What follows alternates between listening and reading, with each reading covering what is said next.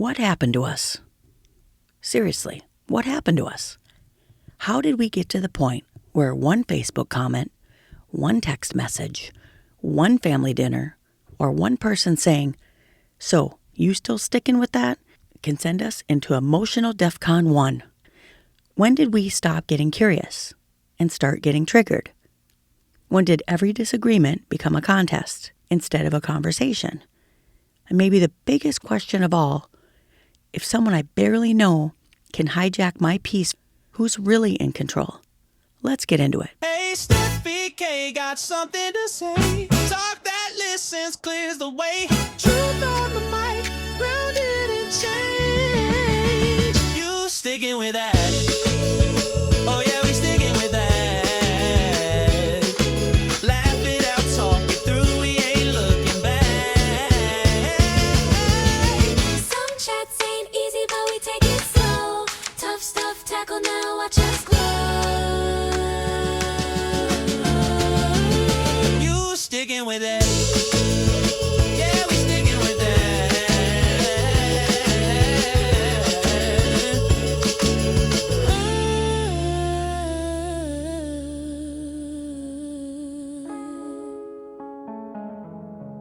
Welcome back to You Sticking With That? I'm Stephie K. When I was younger, I was taught that there are 3 things you don't talk about: politics, money, and religion. And somehow that was passed down from the generation before. As time has gone on, it seems like we can't hardly talk about anything. And now if you add social media into that, it feels like people are getting pissed off every time we turn around. And sometimes it feels like it's a part of something much bigger. And I've asked myself this question: who benefits if we lose our peace? Because it seems like somebody always does, right? One of the biggest lessons I ever learned about triggers didn't come from psychology. It came from Facebook. Back in the summer of 2020, I had 2 completely separate Facebook accounts. One was personal: family, friends I'd grown up with, former dance students, people I'd met over decades. 700 or 800 people I'd share life with. And I was a regular poster. The other was strictly business: dance parents, staff, coworkers. I kept those worlds completely separate. And then I started looking into some things that weren't exactly mainstream. And I asked questions. I shared what I was learning. Some people agreed, some absolutely did not. Eventually, Facebook removed my personal account. Losing that account wasn't just about losing access to Facebook. It felt like losing years of memories and relationships overnight. The surprising part was the silence. I remember thinking, surely somebody is going to ask where I went. Not because I wanted attention, but because I thought after all those years, someone might wonder, Steph hasn't posted in weeks. Did she block me? Is she okay? Hardly anyone reached out. Maybe they didn't have my phone number. Maybe they assumed I left. Maybe they never noticed. I don't know. But it made me realize something. Sometimes we think we're losing people because of an opinion, when really we're discovering who was only connected to us through an app. And it also taught me something else. When people become deeply triggered by something you say, they often stop hearing you. They only hear the thing they're reacting to. We've all done it. The moment we're triggered, curiosity leaves the room. We stop asking questions, we stop listening, we stop wondering if there could possibly be another perspective. Instead, we start defending, not because we're bad people, but because triggers make us feel like we're protecting something important. I've had people ask me over the years, knowing everything that happened, would you still speak up? And my answer is yes. Not because I enjoy conflict, not because I think I'm always right, but because if I truly believe something matters, I have to be willing to stand for it. At the same time, I've also learned something just as important. Standing for what you believe should never require you to stop loving people who believe differently, because the goal isn't to win every argument. The goal is to make sure we don't lose each other while we're having them. Have you ever noticed that one of the things kids do better than adults is ask questions? When my kids were little, I swear they asked 100 questions a day. Why is the sky blue? Where do birds sleep? How does the TV know what show I want? Why? And if you're a parent who's worked all day, by about question number 87, you're thinking, can we just have 5 minutes of peace here? Somewhere along the way, we trade curiosity for certainty. Children wake up believing there's something new to discover. Adults wake up checking email, checking their phones. Kids have a sense of wonder. Adults have a to-do list. And somewhere between childhood and adulthood, we slowly stop asking questions. We stop wondering. We stop being curious. Instead, we settle into routines. We get up, go to work, come home, pay the bills, watch the news, scroll our phones, go to bed, and repeat it all again tomorrow. It's almost like Groundhog Day, isn't it? That movie with Bill Murray. But here's what I've been wondering. When did we stop asking why? Not because we suddenly learned everything, because we didn't. Not even close. Maybe we just got tired. Or maybe life got busy. Maybe somewhere along the way, asking questions became less comfortable than simply accepting whatever we were told. My old boss used to say, "Do you have a sense of wonder?" And I've been thinking about that a lot lately, because I wonder if wonder is exactly what keeps us from becoming so easily triggered. Wonder asks questions before it jumps to conclusions. Wonder listens before it argues. Wonder says, "Help me understand," instead of, "Let me tell you why you're wrong." And perhaps if we could rediscover just a little bit of that childlike wonder, we'd rediscover each other too. And this all reminds me of something in my own family. My mom is one of 5 kids. And if you ask them about growing up, you'd think they were raised in 5 different houses. They all love each other. They all genuinely believe they're telling the truth. And that's the part that fascinates me. Nobody's sitting around trying to make something up. They're remembering life through their own eyes. Now, there were age differences. 3 of them were only a couple years apart. The younger ones came along years later. So naturally, they experienced different parents, different stages of life, different circumstances. I get that. But even knowing that, it still amazes me how different their stories are. We recently had our big cousin palooza, where all the cousins got together last month. And one thing we've all learned over the years is there are certain childhood topics that we don't bring up in the middle of big family gatherings. Not because we don't love each other, but because we've learned those conversations usually don't end with someone saying, "You know what? You're right." They usually end up with everyone digging in deeper. And I started wondering, how many of us are doing that every day? We experience something, we tell ourselves a story about it, we repeat the story for 10 years, 20 years, maybe 50 years. And eventually, we don't just remember the story. We remember the story as if it is the event. And that's a dangerous place to live. Because if I become attached to my version, I may stop being curious about yours. And once curiosity dies, conversation usually dies right behind it. Maybe having a sense of wonder isn't just about asking questions about the world. Maybe it's about having enough humility to ask, is it possible there's another piece of this story I don't know yet? That's not just something that happens in families.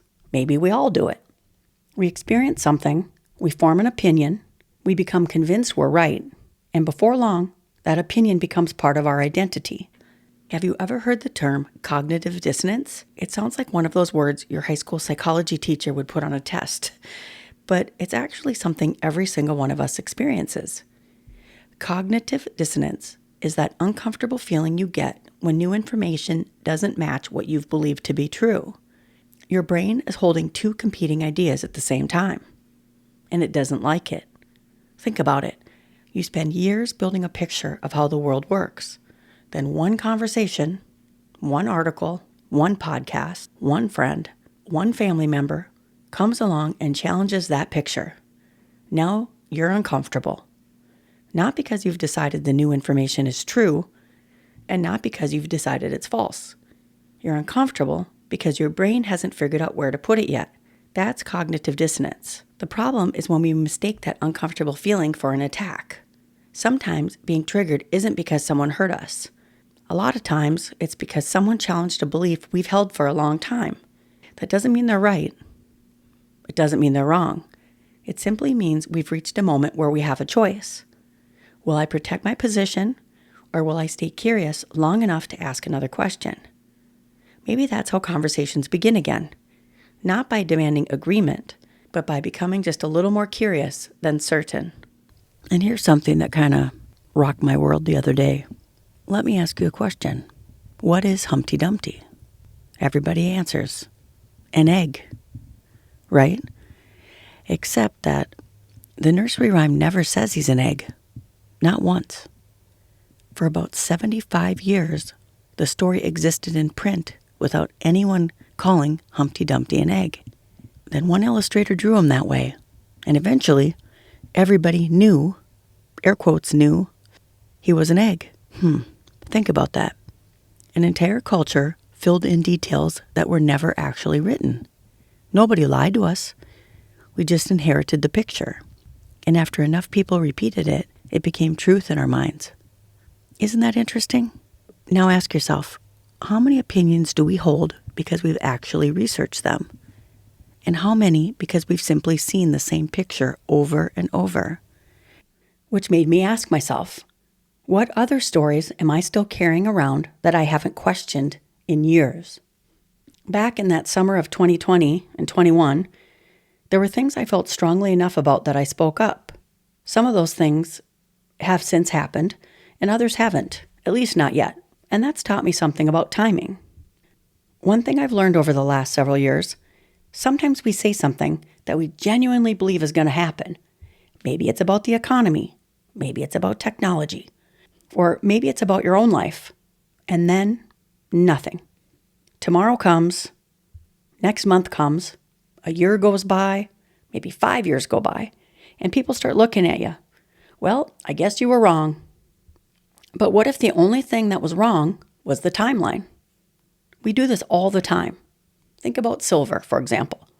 Someone could say, I think silver is eventually going to become extremely valuable. If they also say it's going to happen by Christmas, now they've attached a prediction to a timeline. If Christmas comes and goes, most people throw out the entire idea. But maybe the timing was wrong, not necessarily the statement. Life is full of things like that. The funny thing is, sometimes we become so attached to when something should happen that we stop paying attention to whether it eventually does. We confuse timing with truth, and sometimes we confuse delay with failure. And I've learned something else too.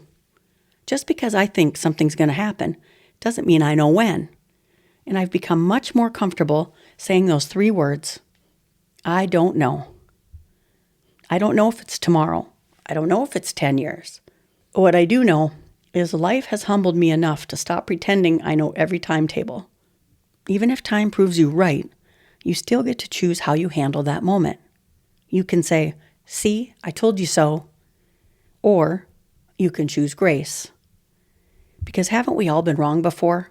At some point, somewhere, sometime? Haven't we all believed something that later turned out not to be true? Haven't we all been early about something? Or late? Or misunderstood? If someone makes 4 predictions and 3 of them happen, most people don't remember the 3. They remember the one that didn't. Funny how we do that. We don't keep score to understand each other. We keep score to win. But winning the argument isn't always worth losing the relationship. Maybe grace looks like this. Instead of saying, I told you so, you simply say, I'm glad we can talk about it now. Maybe the opposite of being triggered isn't being right. Maybe it's choosing grace when you finally have the chance to prove you were. I touched on this briefly on a prior podcast, but I learned something a while back that honestly changed how I use social media, and that is troll farms. I looked up to see what they say the actual definition of a troll farm is. I found an article at shortform.com from November 22nd of 2022, where it states troll farms are professional groups of people who create fake online profiles to populate social media and internet forums with a predetermined message. This kind of trolling works especially well on Facebook, which has nearly 3 billion users and an algorithm that rewards popular, but not necessarily factual, content by pushing it onto more people's news feeds. The troll farms tactics have been so successful that leading up to 2020 elections, their content reached 140 million users per month. It goes on to say, troll farms typically aren't driven by politics, but by economics. They're often located in developing countries where labor is cheap and people are ready and willing to take on paid work. The work involves tasks like creating fake profiles or buying old Facebook accounts, working 12-hour shifts, and posting over 100 comments a day. Since troll farms may operate outside of the countries they target, workers might also spend time studying and refining their writing style so that they appear to be locals. I mean, think about that. There are some content creators and influencers that I genuinely enjoy following because I think they're putting more good into the world. I've watched some of them spend an incredible amount of time talking about one hateful comment that they got or something that upset them. You don't even know if that comment came from a real person. It could be someone having a bad day, but it could be someone whose job is literally to create division online. It could be a fake account. It could even be an automated bot designed to keep people angry and engaged. And the point is, why would you allow one anonymous comment to outweigh the hundreds of thousands of people you've encouraged? I always think, don't let someone you don't even know become the loudest voice in your head. If someone profits every time I lose my peace, maybe I shouldn't make their job so easy. Before you react, have a sense of wonder. And then I think we need to circle back to AI. In a world full of fake videos, algorithms, and sometimes just complete nonsense, I started asking myself something before I react. Is it real? Who benefits if I believe this immediately? That's not cynicism, that's wisdom. The other day, I sent one of my kids a short video. Like a lot of parents, now that my kids are grown and living their own lives, I send them little things I come across. Funny memes, encouraging videos, life lessons, things that make me think. Because if I learned something that might help them, why wouldn't I share it? This particular video was about what helps relationships last over the long haul. Within seconds, my daughter texted back, "That video has been altered." And you know what? She was probably right. But here's what struck me. She never responded to the message. She responded to the packaging. And it made me stop and wonder, how often do we all do that? We find one thing that's technically wrong, one fact that's off, one word we don't like, one source we don't trust, one sentence we disagree with, and we throw away the entire conversation. Now, don't misunderstand me. Truth matters. It's everything, actually. Accuracy matters. If something is intentionally deceptive, we need to care about that. But sometimes we're so busy fact-checking the wrapper that we never open the gift inside. What if there was still something worth learning? What if the message itself still had value? I think we've become so conditioned to look for what's wrong that we sometimes miss what's right. Maybe that's another kind of trigger. Not an emotional one, but an intellectual one. The moment we spot something imperfect, we stop listening. And maybe the better question is, can I disagree with part of something and still be open enough to hear the rest? You know what's interesting? All of these stories seem different on the surface. A childhood story, a troll farm, a meme I sent my daughter. But underneath, they're all asking the same question. What happens when we stop listening? Because sooner or later, it stops being about social media. It starts showing up around our own dinner table, in our friendships, in our marriages, in our families. And that's where this gets personal for me. There are seasons in my life when my relationships changed. Conversations stopped. People I'd known for years didn't seem interested in understanding me anymore. But that's not even the part that hurt the most. The hardest part wasn't that we disagreed. It was feeling like I wasn't worth talking to anymore. That feeling changes you, if you let it. And somewhere along the way, I made a decision.